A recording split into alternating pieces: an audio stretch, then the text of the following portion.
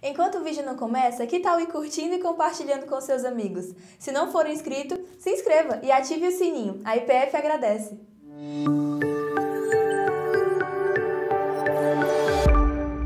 Porque eu quero compartilhar com os irmãos o texto de Romanos, capítulo 10, versículos 13 a 17, para pensarmos juntos, meditarmos sobre a igreja que sempre ganha com o Evangelho. Quem é que vai ganhar? Quem é que vai ganhar? Então, isso ocupa a mente do país hoje. Quem é que vai ganhar? Né? A igreja precisa lembrar que ela já ganhou. Ela ganhou com o Evangelho de Cristo Jesus, não pode se esquecer desse papel importante que ela tem agora. Romanos, capítulo 10, versículos 13 a 17. A palavra de Deus diz aí: porque todo aquele que invocar o nome do Senhor será salvo. Como, porém, invocarão aquele em quem não creram? E como crerão naquele de quem nada ouviram? E como ouvirão se não há quem pregue? E como pregarão se não forem enviados? Como está escrito: quão formosos são os pés dos que anunciam coisas boas. Mas nem todos obedeceram ao Evangelho, pois Isaías diz: Senhor, quem acreditou na nossa pregação? E assim a fé vem pela pregação, e a pregação pela palavra de Cristo. Deus amado, nós queremos pedir ao Senhor iluminação sobre as nossas mentes, para que possamos meditar na palavra, sendo guiados pelo Teu Espírito. Retira de nós, Senhor, toda a intenção humana de forçar o que a palavra não diz. Que nós tenhamos no nosso coração, que sejamos dominados em nossa mente pelo ensino da Tua palavra, para que possamos fazer a Tua vontade e cumprir o Teu propósito, tanto na nossa vida pessoal, como na vida da nossa família e também como igreja, Deus. Nos abençoe, em nome de Jesus. Amém. Irmãos, nós não podemos nos perder como igreja nesse contexto. Já faz parte dessa pregação, está sendo batido na tecla, pastor João Paulo já pregou sobre isso, eu também. Mas estamos assim agora, na reta final, semana vai se encaminhar para as urnas, e nós temos acompanhado em oração, e há uma palavra que precisa ficar bem claro para a igreja. Uma igreja dividida é uma igreja enfraquecida na evangelização. E quando eu falo dividida, eu não estou falando dividida por questões, aliás, por posições de política. Eu estou falando dividida por causa de assuntos como política ter a sua vida de comunhão rompida, abalada, estremecida.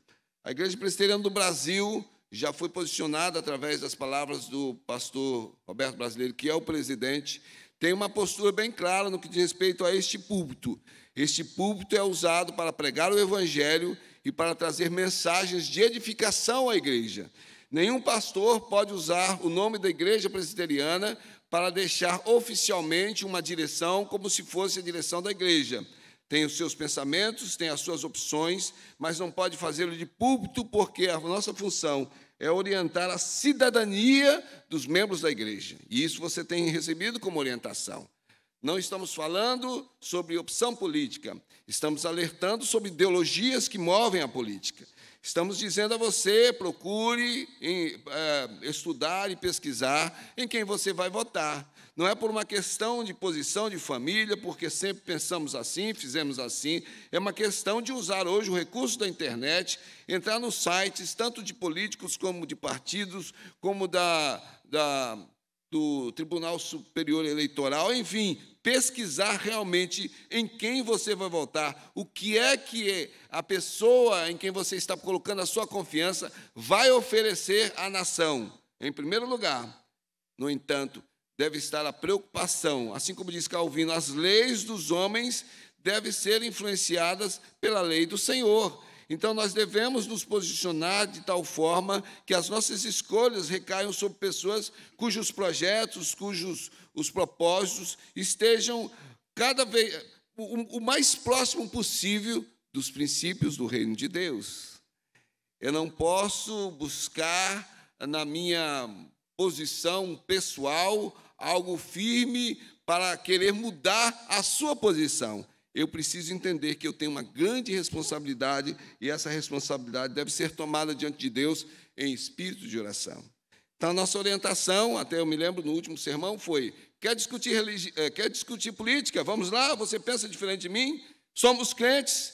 Somos do mesmo Deus? Então, vamos orar antes? Vamos pedir a orientação do Espírito Santo para que Ele conduza essa nossa discussão, para que possamos respeitar aquilo que vai ser debatido aqui e não saiamos batendo os pés assim, de uma forma ríspida e cortemos o nosso relacionamento. Irmãos, há algumas famílias que estão divididas por isso. Por causa de política, há filhos se voltando contra pais, há irmãos se voltando contra irmãos. Nós não podemos nos esquecer que, como igreja, nós temos um foco, nós temos um alvo. O apóstolo Paulo escreveu esta carta, é uma das mais longas, se não a mais longa, entre os anos 55 e 56. Na verdade, não escreveu, ele editou, não é? Havia algum problema, alguns dizem, pesquisando, talvez fosse um problema de vista, pelo modo como ele se usa algumas expressões, mas Tércio, um dos discípulos, foi quem registrou aquilo que o apóstolo Paulo escreveu. Segundo o texto de Atos, capítulo 20, ali o versículo 2, o contexto que nós encontramos aqui, ele estava em Corinto, quando escreveu isso, e estava se dirigindo a Jerusalém. E aí os capítulos 1, 15 e 16 deixam claro, foi Paulo mesmo. Aí não há nenhuma abordagem diferente, foi ele quem escreveu. E nessa epístola, eu me lembro de um dos comentários do pastor João Paulo, ele faz questão de usar Romanos capítulo 2, versículo 16, capítulo 16, versículo 25, a sua credencial de apostolado. Por quê?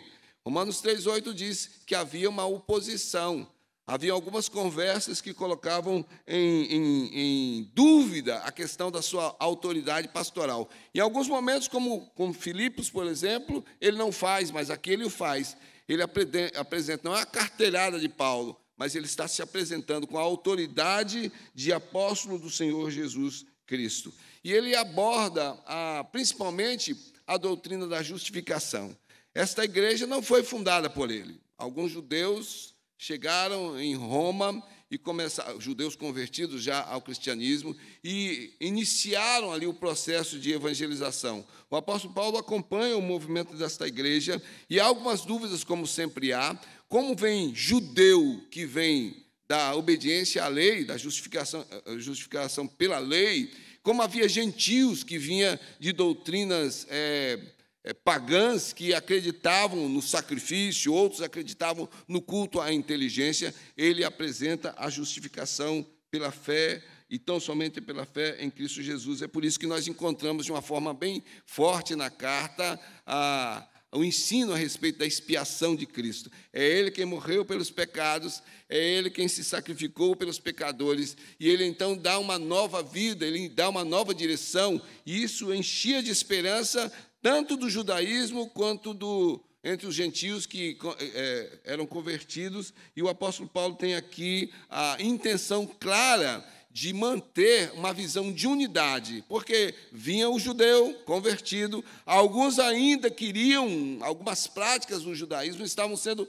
trabalhados e discipulados por isso, se chocavam com o gentio que vinha com seus costumes também, principalmente com relação à alimentação e outras coisas mais, e aí então o apóstolo Paulo trabalha no sentido de unir, não era a ala dos judeus na igreja e a ala dos gentios na igreja, mas todos crentes em Cristo Jesus, salvos e alcançados pelo Evangelho. Por isso ele escreve em Romanos capítulo 1, versículo 16, pois não me envergonho do Evangelho, porque é o poder de Deus para a salvação de todo aquele que crê, primeiro do judeu e também do grego. O apóstolo Paulo aqui segue os ensinos que recebeu dos irmãos e da visão que teve de Jesus. O próprio Senhor Jesus diz que a primeira salvação veio para Israel, porque de Israel é que foi cumprido a promessa, mas então ela se estende a todas as nações. A igreja precisava, então, dessa visão de unidade, de caminhar com unidade, para alcançar essa cidade tão grande, mais ou menos 1 milhão de habitantes, e que a igreja tinha a missão de ir à frente com este evangelho. Então, quero meditar com os irmãos nessa manhã sobre essa posição do apóstolo Paulo diante da igreja de Roma e aplicando às nossas vidas também, dizendo que a igreja sempre ganha com o evangelho. Primeiro, ganha um chamado que salva. Veja aí, Romanos capítulo 10, veja aí o versículo 13, ele diz: todo aquele que invocar o nome do Senhor será salvo. Os romanos ocuparam esse momento da história, gente, debaixo, é lógico, das mãos do Senhor. Eles trouxeram benefício para a sociedade. Havia choques, principalmente entre os judeus, havia a perseguição, a gente sabe disso, mas o governo romano trouxe a pavimentação de estradas, deu uma consertada no planejamento da cidade, deu segurança através do policiamento, vamos dizer assim, da sua soldadesca, e havia princípios, alguns dizem até mesmo princípios de administração, no que diz respeito à higiene e outras coisas mais. Ou seja, Roma fez o seu benefício diante da sociedade da época, mas não deixou de ser uma pedra no sapato do cristianismo. Roma era avessa ao cristianismo. Nesse contexto, um pouquinho antes, nós vamos encontrar o Tibério Cláudio, que expulsou, por exemplo, os judeus no ano de 49 depois de Cristo. Esse Tibério foi pai de Nero. Anos mais tarde, Roma seria um palco assim dantesco de um massacre de cristãos, de humilhação, de perseguição e morte. Paulo estava como que profeticamente já trabalhando na visão desta igreja, dizendo, ela ganhou um chamado. Esses homens e mulheres vieram dos seus erros de religião, que tentavam levar a um caminho a Deus, mas estavam trôpegas e se perdiam. Os judeus, o seu legalismo, na sua forma tradicional, dada por homens de interpretar a palavra no Velho Testamento, e os gentios, que são os não-judeus, que vinham de um politeísmo, acreditavam em tantos deuses e faziam dos seus próprios imperadores deuses. Estavam perdidos no que diz respeito ao modo de expressar a sua confiança num ser divino. Colocavam os judeus na lei e os gentios no homem e em ídolos a sua confiança. E isso chocava com o evangelho que estava sendo pregado e vivido pelos cristãos, por isso as constantes perseguições. Então, Paulo faz essa afirmação para que os crentes, mesmo perseguidos, mesmo na situação de uma sociedade desencontrada, cumprissem a sua tarefa de levar à frente a mensagem da salvação, influenciando, não importando qual fosse a circunstância. O apóstolo Paulo mesmo dá o exemplo, em alguns momentos ele está preso e, ao invés de murmurar, ele usa aquele momento para expressar a sua fidelidade a Deus e vive o evangelho. Roma significa a força, é a brutalidade, é a violência. Nesse contexto aqui ainda estava se desenvolvendo, se desenhando algo que desembocaria mais tarde em uma coisa muito cruel. A igreja estava sendo preparada agora para entender que era o testemunho. A igreja ganhou um chamado, não a igreja no sentido de ter que reunir num lugar, a igreja composta de homens e mulheres que eram alcançados pelo evangelho e tinham o papel fundamental de influenciar. Para mim é interessante, os irmãos podem ver aí em Filipenses 4, 21 e 22, que na sua despedida, no encerramento da carta aos Filipenses, o apóstolo Paulo tem escrito: saudai cada um dos santos em Cristo Jesus.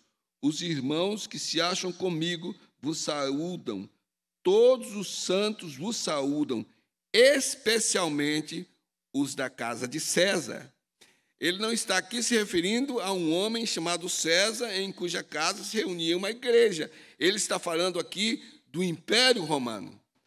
O evangelho penetrou no Império Romano, porque aqueles crentes sabiam que tinham um chamado e uma missão como igreja. Então, a igreja sempre ganha com o evangelho. Ganha porque ela foi salva por Cristo Jesus. Ela ganha esse chamado para ir à frente. E é assim que ela vai dominar, vai alcançar o mundo todo com a mensagem da salvação. Em segundo lugar, podemos ver aí com o texto, e olhe comigo, capítulo 10, versículos 14, e a primeira parte do versículo 15. A igreja ganha a motivação ideal.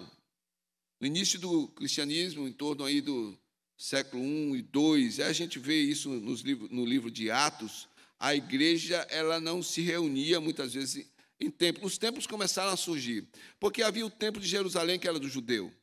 Ele foi usado também para o testemunho do evangelho. Mas havia sinagogas, assim como Jesus ensinou nas sinagogas, os apóstolos também, especialmente Paulo, ensinava nas sinagogas. Mas com a expansão do evangelho, as famílias começaram a se reunir nas casas, onde o ensino do Velho Testamento era interpretado à luz do ensino dos apóstolos e aonde os trechos das primeiras cartas começavam a chegar. Então, Deus era cultuado nas casas. No último capítulo de Romanos, o capítulo 16, além do versículo 5, nós podemos inferir que as casas estavam sendo abertas para receber a pregação, o ensino do Evangelho, e muitos vizinhos e parentes eram ganhos para Cristo Jesus através do trabalho, desse trabalho que era feito nas casas. Então, as palavras do apóstolo Paulo aos crentes romanos os motivava para crescerem no Evangelho o tempo todo. Havia que se ter uma preocupação. Foi assim que o cristianismo se infiltrou no império de César. Se o império romano atacava com violência, o império da palavra atacava com amor pelas almas. Eu já preguei aqui uma vez e me lembro agora, o apóstolo Paulo estava preso na sua casa, e aí então, diante dele, havia uma troca de guarda sempre, havia ali um soldado romano muito bem equipado, e ele começa a olhar, e ao invés de murmurar, ao invés de escrever palavras de rebeldia, de levante, outras coisas mais, o apóstolo Paulo produz aquela ministração de Efésios 6 sobre a armadura do crente. Ele começa a descrever cada uma das peças da armadura do soldado que defendia um império, fazendo com que o crente se visse da mesma forma, ou mais poderosamente, revestido de uma armadura. Então, o que o apóstolo Paulo faz aqui na carta é motivar a igreja, os crentes, a andarem por causa do evangelho. E a motivação ideal é vivida na igreja quando ela se incomoda com as respostas que são dadas às perguntas do apóstolo Paulo, quando ela não é obediente. Então, ele faz essas perguntas: como porém invocarão aquele em quem não creram? Não invocarão. Se não houver obediência, não há como invocar.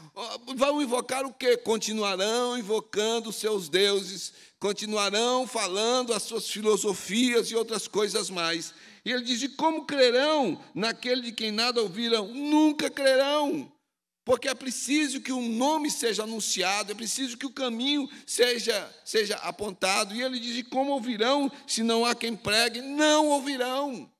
Se o crente gastar tempo ali na igreja de Roma, reunindo-se nas casas, chamando vizinhos para falar de outros assuntos, o vizinho jamais saberia quem era Jesus. É isso que o apóstolo Paulo está dizendo aqui. Como é que vai ouvir se não tem quem prega?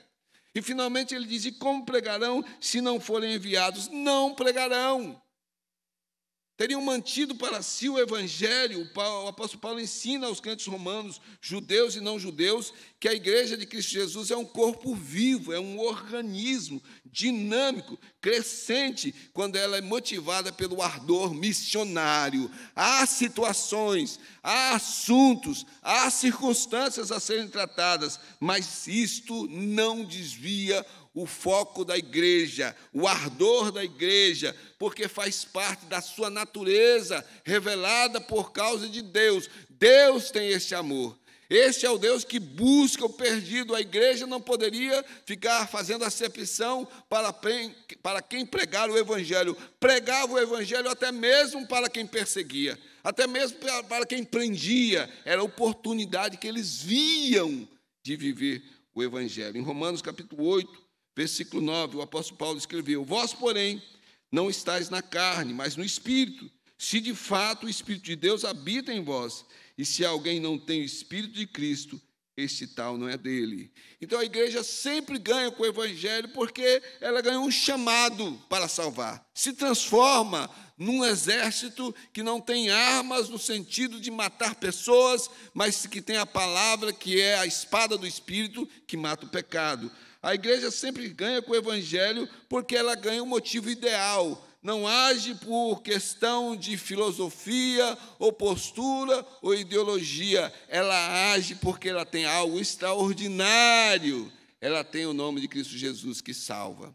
terceiro e último lugar, olhe comigo aí a parte B do versículo 15 até o versículo 17 do capítulo 10. Porque a principal razão que nós vemos aí na carta é dizer aos crentes romanos: testemunhem a respeito deste evangelho, que é o poder de Deus. E nós já meditamos aqui também, e eu me lembro, passou por mim, passou pelo pastor João Paulo, mas outros pregadores já tinham pregado aqui, falando e alertando e chamando a atenção, que a palavra traduzida para poder aí é dinamis, que é a raiz de dinamite, é a explosão, é o poder, é o dinamismo. E outro dia eu estava aí conversando com uma das experts em cozinha, a Carla, porque a gente vai avançando o tempo e aí tem coisas que a gente às vezes não presta atenção. Eu não sabia como é que funcionava, por exemplo, irmão, pode rir, mas eu não sabia como é que funcionava o fermento. Fui fazer lá uma coisa, porque de vez em quando me arrisco na cozinha, com todo respeito aí aos expertos, mas de vez em quando, e estava lá dizendo: coloque uma pontinha de colher, né, de fermento. E eu tinha preparado uma certa massa, uma mistura de cuscuz com tapioca, sabe? Fazer coisa diferente, botar um ovo e tal. E aquela coisa cresceu por causa do fermento, e eu comecei a lembrar da aplicação da palavra, e aí a Carla foi me dizer: o processo é uma multiplicação. Tanto é usado na palavra para um exemplo negativo, né? O fermento vai levedar a massa, no sentido de que o fermento da velha fé judaica podia estragar a massa, como também é usado no sentido de que este fermento, quando ele é usado para o bem, ele vai disseminando e ele vai multiplicar. Então, nesse sentido, o apóstolo Paulo vai falar com os crentes: nós somos chamados por Deus para fazer e trabalhar numa causa gloriosa. A igreja ganha sempre um trabalho glorioso quando ela entende a missão e o alvo que tem como igreja. O apóstolo Paulo queria se encontrar com os irmãos da igreja de Roma. Romanos capítulo 1, versículos 8 a 12. Não vou ler, você anota, quem está anotando. Capítulo 15, versículo 22. Porque ele queria celebrar esta comunhão com os irmãos, celebrar a fé. A tradição diz que ele acabou morrendo em Roma, não sabemos ao certo. Mas o que ele diz ali, a intenção dele é encontrar-se com esses irmãos para animá-los na fé, para abençoá-los e ser abençoado. Alguns dizem que seria uma plataforma, uma base que ele queria preparar para as suas futuras excursões missionárias, não sabemos ao certo. Mas Paulo queria se encontrar com esses irmãos para celebrar a transformação que o Evangelho tinha levado a essas vidas e induzi-los, incentivá-los e motivá-los no sentido de verem o trabalho pelo Evangelho como um trabalho glorioso. As palavras do apóstolo Paulo estimulavam aqueles crentes para concluírem os desafios que recebiam de Jesus, por entender que o trabalho não para. Irmãos, quantas vezes a igreja para por causa de alguns problemas, encontra um obstáculo e para. Essa igreja estava sendo trabalhada, a meu ver, o apóstolo Paulo, usado pelo Espírito Santo, para preparar essa igreja para o futuro que viria. Porque muita perseguição, mortes horríveis. Quem vai estudar vai ver pessoas sendo estacadas e colocadas como tochas e sendo incendiadas e jogadas para as feras, e a igreja resistiu no Evangelho de Cristo Jesus. Ele chama para trabalhar pelo Evangelho, para lutar pelo Evangelho, e é assim que ele vai terminar a carta, Romanos capítulo 16, versículos 25 a 27. Ora, aquele que é poderoso para vos confirmar segundo o meu Evangelho e a pregação de Jesus Cristo, conforme a revelação do mistério guardado em silêncio nos tempos eternos, e que agora se tornou manifesto e foi dado a conhecer por meio das Escrituras proféticas, segundo o mandamento do Deus eterno, para a obediência por fé, entre todas as nações, ao Deus único e sábio, seja dada glória por meio de Jesus Cristo, pelos séculos dos séculos. Amém. A igreja carrega na sua natureza o DNA de Deus. As revelações da palavra levam para o caminho da salvação.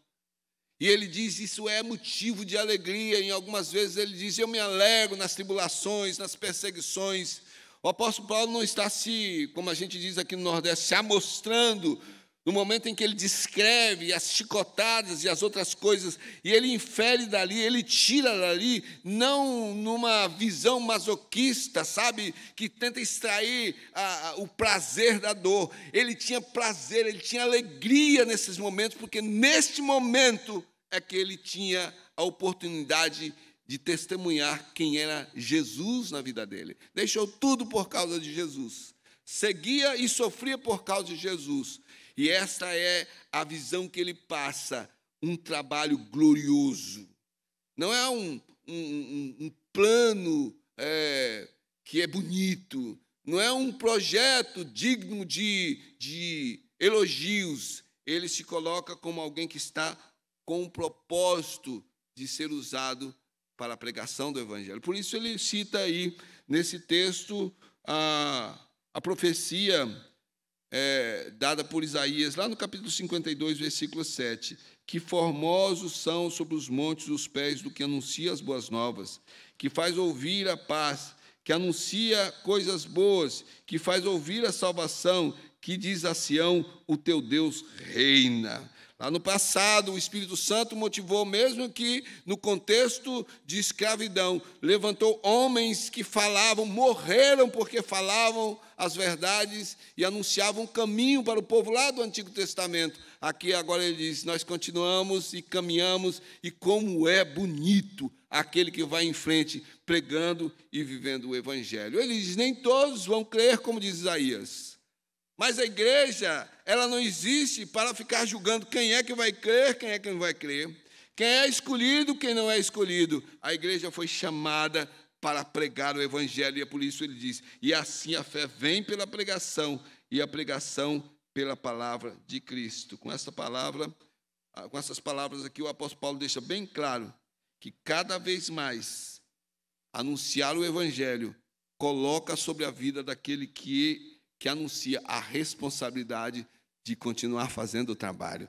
Irmãos, é assim que a igreja cresce. A igreja sempre ganha com o Evangelho, ganha um chamado que salva, ganha motivação ideal, ganha um trabalho glorioso, e nós podemos aplicar nas nossas vidas hoje, fazendo parte dessa igreja que sempre ganha com o Evangelho, tomando algumas atitudes. Primeiro, se sinta pertencendo ao chamado da igreja. Este momento de conclusão aqui se aplica mais especialmente à Igreja Presbiteriana de Fortaleza, aos irmãos que estão nos seguindo nesse momento, mas também a você que está visitando para viver isso na sua igreja. Eu falo a partir da realidade local. Viva a nossa base bíblica. A nossa base bíblica é a grande comissão em Mateus 28, 19 e 20. Não é para ser um texto decorado, encarne essa grande comissão, porque a igreja só será mesmo uma igreja que ganha com o Evangelho quando ela entender esse ide e fizer discípulos de todas as nações, conforme nos diz aí a grande comissão de Mateus 28, porque isso começou lá em Atos 2. O Espírito Santo foi derramado, capítulo 1, versículo 8, diz que os discípulos então começaram a ser testemunhas, tanto em Jerusalém, como em toda a Judéia e Samaria, e até os confins da terra. Já cumpriram isso na história, e chegou até nós agora. Portanto, levar o Evangelho a todos os lugares é o chamado da igreja. Não há sistema de governo, não há política, não há homem poderoso algum sobre a face da terra que vá deter uma igreja que tem os crentes conscientes do chamado e que encarnem, saibam que é com ele. Não é uma plateia, uma assistência que vê em alguns ministérios trabalhando. Eu pertenço a esse trabalho, eu sou desta igreja, eu fui ganho para isso, eu tenho Cristo Jesus no meu coração e eu quero me colocar como um instrumento poderoso nas mãos dele, aproveitando todas as oportunidades. Você é membro do corpo de Cristo, porque você tem Cristo Jesus como Salvador. E aqui, novamente, eu faço esse apelo. E se você não tem essa certeza, e se você tem essa dúvida, se você está em lutas, nós temos um ministério de recepção. Em nome de Jesus, se você está nessa luta, passe ali pelo ministério, deixe o seu contato, porque tem funcionado assim, irmãos. Nós temos hoje um curso EAD que estuda doutrina, as doutrinas básicas da fé cristã, e alguns estão aí porque vão se tornar membros da igreja. Nós temos 3 classes na escola dominical que estudam sobre essas doutrinas. Nós temos uma outra classe que já vai levar para a prática essas doutrinas, trabalhando aí na visão sobre a estrutura da família. A igreja tem os recursos para nós andarmos nele, para sermos uma igreja consciente, então não podemos nos perder, irmãos, num momento como este. Você não é nem da direita, nem da esquerda, no sentido de se levantar com uma bandeira para humilhar o seu irmão. Você pertence a Cristo Jesus. E neste momento agora, respeitando a posição de um e de outro, mesmo que para você pareça, impossível entender qual é a posição, coloque-se em oração, ore, ao invés de usar argumentos para ferir. Nós não podemos, na nossa igreja, ter irmãos olhando para outros irmãos e classificando-os como jumentos. Nós não podemos ter na nossa igreja irmãos olhando para outros irmãos e classificando-os como gado. Nós somos de Cristo Jesus. Esses assuntos são secundários, devem estar aos pés da cruz, para que a igreja cumpra o seu papel. Aproveite a oportunidade para deixar a sua marca de uma igreja que crê na soberania de Deus. 1 Timóteo, capítulo 2, versículos 1 a 4. Essa é a exortação que o apóstolo faz. Antes de tudo, pois exorto que se use a prática de súplicas, orações, intercessões, ações de graças em favor de todos os homens, em favor dos reis e de todos os que se acham investidos de autoridade, para que vivamos vida tranquila e mansa com toda piedade e respeito. Isto é bom e aceitável diante de Deus, nosso Salvador, o qual deseja que todos os homens sejam salvos e cheguem ao pleno conhecimento da verdade. Então, não perca tempo com discussões que não levam a nada de construtivo na vida espiritual. Faça o seu papel de cidadania, volto a dizer. Não fique acreditando em propagandas. Irmãos, nós temos agora um recurso, pedir para o pessoal da mídia me explicar direitinho, depois eu volto com uma explicação boa, mas alguém pode pegar essa minha palavra agora, alguém pode pegar essa minha imagem, esse vídeo, esse áudio, e existe um recurso que coloca a minha voz, coloca a minha boca, me coloca falando coisas que eu jamais disse. Não se engane com propagandas. Algumas coisas são bem mal feitas, eu não sei como é que alguns crentes acreditam. Cortes, discursos imensos que cortam certas partes para prejudicar a figura deste ou daquele candidato. A igreja precisa ficar esperta e orar e pedir discernimento a Deus, mas sempre tendo como alvo o desejo de que todos os homens sejam salvos. Eu me lembro uma vez que o presidente da República pediu que a nação orasse, e algumas pessoas que não concordam com o presidente disseram, eu não vou orar. Um crente. Eu me lembro que quando a igreja presbiteriana fez 150 anos, comemorou na Catedral do Rio de Janeiro e chamou o presidente da época e o governador da época e o prefeito da época. E agora isso tem sido usado como um argumento para dizer que a igreja presbiteriana é sinagoga de Satanás. A igreja presbiteriana vai chamar as autoridades que estão na época, porque ela entende que este é o papel de testemunhar. A quem honra, honra. Dar a César o que é de César e dar a Deus o que é de Deus. O que a igreja não pode fazer é usar esse momento como um momento político, mas ela vai ser submissa à autoridade.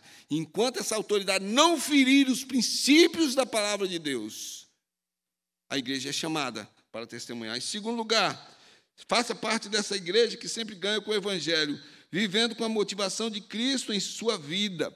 Novamente, para a realidade local, não somente memorize, mas entenda e viva o nosso tema, o Evangelho, as boas novas que transformam. Vamos comemorar o ano que vem 140 anos. Estamos com uma história onde homens e mulheres fizeram este papel e alcançaram o sertão.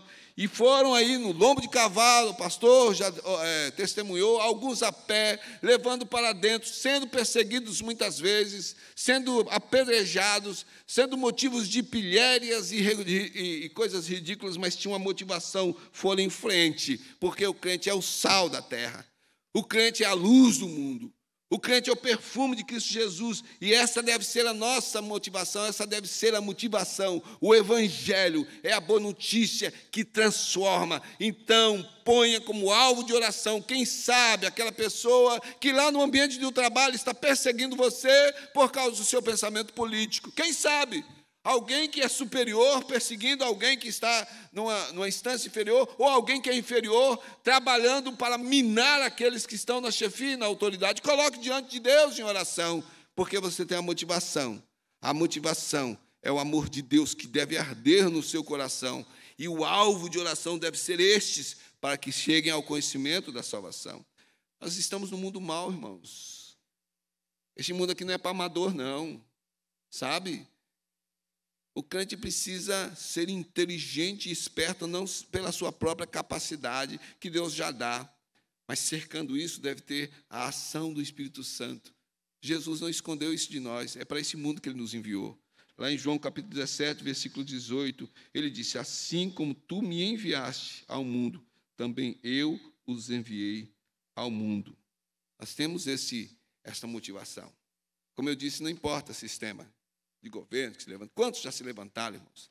Perseguiram, queimaram Bíblia, mataram crentes, e a igreja foi crescendo por causa do fermento, das pessoas inflamadas, que mesmo na morte testemunhavam a respeito do Evangelho. Sabe por quê? Porque o Evangelho vai vencer. Quem é que vai ganhar? O Evangelho. Preparar a vinda de Cristo Jesus em Mateus 24, 14, ele mesmo profeticamente disse, o Senhor Jesus, e será pregado esse evangelho do reino por todo o mundo, para testemunho de todas as nações, e então virá o fim. A igreja sempre ganha com o evangelho. Faça parte dessa igreja que ganha dessa forma, finalmente, trabalhando com vontade pelo evangelho, porque ele é glorioso. Você não pode olhar somente para a missão da igreja, volto a falar da IPF, porque é isso que está movimentando o nosso planejamento e a nossa visão. Olhar para a missão e achar que há um jogo de palavra bonito ali, porque nós somos chamados para servir, evangelizando, discipulando. Isso deve fazer parte da nossa preocupação, dos nossos planos. Você é da igreja, você vai planejar aquilo que planejou, aquela programação, aquela atividade, ela tem que ter como base algo extraordinário. É um trabalho maravilhoso para anunciar o nome de Jesus. Isso que nós estamos fazendo tem o que a ver com este plano glorioso. Se não tem nada a ver, eu não posso perder o meu tempo e energia. Eu preciso chamar a minha vida para a vida inserida na igreja e cumprir aquilo que o Senhor quer para evangelizar e dissimular. Nós somos uma igreja missionária. Mas alguns estão dizendo, pastor, nós fomos uma igreja missionária. E aí então fazem alguns contrastes, e aí nós plantamos tantas igrejas e não estamos plantando. Precisamos plantar, irmãos. Uma igreja que cresce, não é uma igreja que incha dentro de um templo como este e faz 2, 3, 4, 5 cultos. Se essa é a estratégia de algumas igrejas, isso está sendo feito em nome de Jesus, que Deus abençoe. Mas a visão do conselho tem sido passada é que o conselho não está preocupado com o número de pessoas. Está preocupado com a vida espiritual, que entenda que faz parte de um trabalho, de um projeto, que vai testemunhar. E o crescimento da igreja é verificado com a plantação de igrejas, não somente em Fortaleza, mas no país, e enviando missionários para fora, para que esta ação alcance todo o mundo. Este é o nosso papel como igreja, e você está inserido nisso. Trabalhe com vigor, com alegria. O ser humano decepciona, o pastor decepciona, a liderança decepciona. Em alguns momentos nós passamos algumas contrariedades, mas você foi chamado para fazer um trabalho maravilhoso. Acerte essas questões de relacionamentos e continue para o alvo proposto como igreja. Eu quero concluir com o texto de 1 Pedro, capítulo 2, versículo 9. Olha a visão que Pedro nos passa da igreja, usando uma linguagem do passado, não mais um sacerdote, não mais alguém intercedendo pelo povo. Jesus agora faz isso. Nós somos chamados a irmos em frente como esta igreja vitoriosa. Ele diz, vós, porém, sois raça eleita, sacerdócio real, nação santa, povo de propriedade exclusiva de Deus, a fim de proclamardes as virtudes daquele que vos chamou das trevas para a sua maravilhosa luz. Irmãos, estamos nesse contexto agora. Não podemos perder o nosso foco como igreja. Uma igreja que sabe tratar os seus relacionamentos, com crentes que sabem tratar os seus relacionamentos, todos eles submissos a esta missão principal. A igreja ganha com o evangelho. Quem é que vai ganhar? O evangelho de Cristo Jesus. E nós somos chamados para fazermos parte deste projeto. Quero pedir que você abaixe sua cabeça, nós orarmos nesse momento, depois vamos para o encerramento. Quero convidar já o Candeia para se colocar aqui à frente.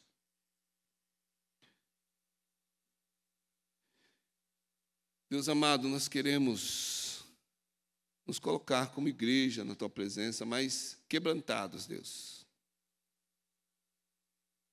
O Pai amado, tira a visão de que é com os outros e dá-nos a visão de que é para cada um de nós. Nós somos do Senhor. Nós entregamos nossas vidas ao Senhor. Nós temos a certeza da salvação, não por méritos próprios, mas por causa dos méritos de Cristo Jesus. Ó Deus, dá-nos esta visão, então, de uma igreja vitoriosa, não importando as circunstâncias, e não se perdendo em outros assuntos, Deus, para cumprirmos a missão que o Senhor nos deu como igreja. E ao Espírito Santo, eu peço novamente que o Senhor esclareça a mente e o coração daquele que porventura esteja em dúvida, para que nos procure, Deus, para que abra o seu coração e confesse Cristo Jesus como Salvador e venha fazer parte dessa nação santa que vive, Senhor, neste país, mas com a visão voltada para fora, para alcançar outras nações. Deus, nós colocamos as famílias da igreja diante do Senhor. Ó Pai amado, e novamente pedimos discernimento, orientação do Senhor para tratarmos desses assuntos aqui que muitas vezes querem nos dividir. Nos dê sabedoria e discernimento. E nos leve, Senhor, a nos curvarmos diante da Tua soberana vontade, que é boa, agradável e perfeita. Dá-nos, Senhor, o esclarecimento de entendermos isso e obedecermos isso na nossa vida. Em nome de Jesus. Amém, Jesus. Para mais informações e novidades, siga as nossas redes sociais e fique por dentro de tudo.